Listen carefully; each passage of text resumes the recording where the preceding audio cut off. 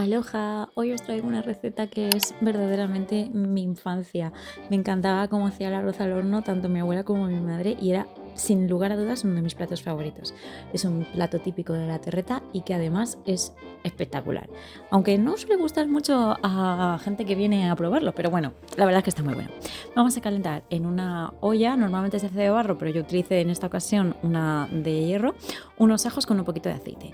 Mientras en una sartén vamos a dorar unas costillas de cerdo y además un poquito de tocino o panceta es lo que se suele utilizar.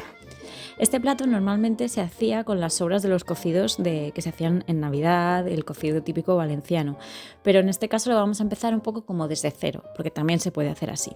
Además era muy bonito porque antes la gente en sus hogares no tenía horno y entonces llevaban todo preparado y luego lo llevaban al horno del pueblo para calentarlo y terminar de hacerlo allí. No sé, me parece como algo muy tierno, muy característico, muy de la época.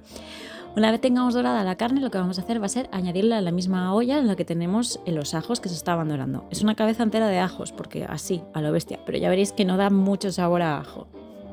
Por otro lado, en la misma sartén que teníamos antes, vamos a dorar unas morcillas de cebolla. Podéis obviarlo, hay mucha gente a la que no le gustan. Se llaman blood pudding también, las conozco como morcas, morcillas.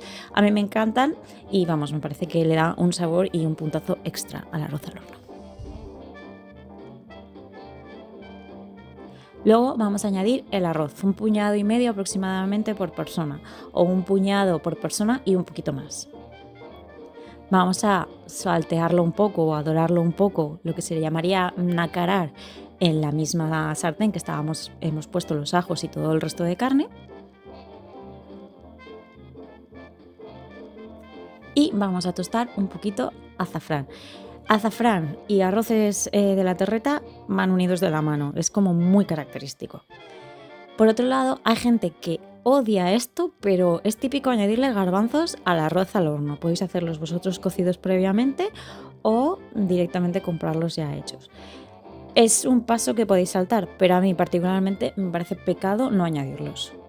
Y vamos a añadir el doble de caldo de cocido que arroz, ¿vale? Es decir, una parte de arroz y dos de caldo. Lo vamos a meter al horno a unos 200 grados y vamos a añadirle unas patatas que habremos cortado finamente por encima. Y si os gusta, y esto a mí me fascina, pero también hay mucha gente a la que no le gusta, no entiendo el por qué, vamos a añadirle tomate cortado en láminas. Yo lo corté mitad mitad. Y nada, es meterlo al horno hasta que el caldo se haya consumido y el arroz quede hecho. Recordad que el caldo tiene que quedar un poco salado siempre porque el arroz siempre absorbe más y si no pararía soso. Es un plato muy sencillo, muy tradicional, muy fácil de hacer y os puedo asegurar que está muy bueno, especialmente en olla de barro, pero en la zona en la que yo estoy no puedo utilizarla porque la olla de barro se estropea enseguida. Así que nada, os recomiendo que lo hagáis, es un plato auténtico de la terreta que recuerda a hogar, a la nostalgia y espero que os guste. Un besazo enorme, no os olvidéis de suscribiros, de darle a me gusta, de compartir y aquí seguiremos para más vídeos y más recetas. ¡Besis!